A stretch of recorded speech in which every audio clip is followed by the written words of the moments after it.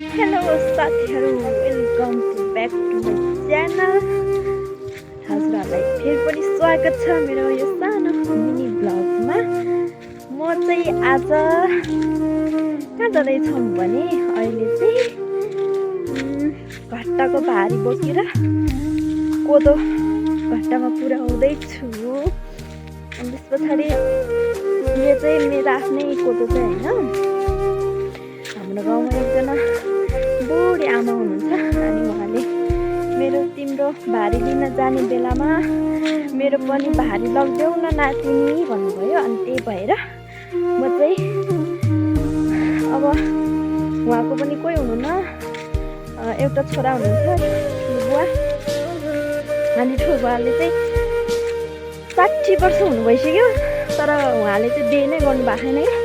अनि हजुरआमा बुढी हुनु भइसक्यो। अनि त्यस पछाडि ठुलोबा काममा हुनुहुन्छ। अनि त्यस पछाडि म चाहिँ उनीहरूको भारी घट्टासम्म पुर्याउँदैछु। अनि यो भारी पुर्याएर चाहिँ मेरो भारी लिएर आउनेछु साथीहरू। अब पानी परेर बाटो पनि हिलम्मे छ, छिछि जुगाहरू नि आउँछ, के गर्नु गाह्रो छ हो गाउँले जीवन साथीहरू। यस्तै छ जिन्दगी। बाई, अर्को भ्लगमा फेरि भेट होला है साथीहरू, माया गरिदिनु होला। Thank you for watching my video.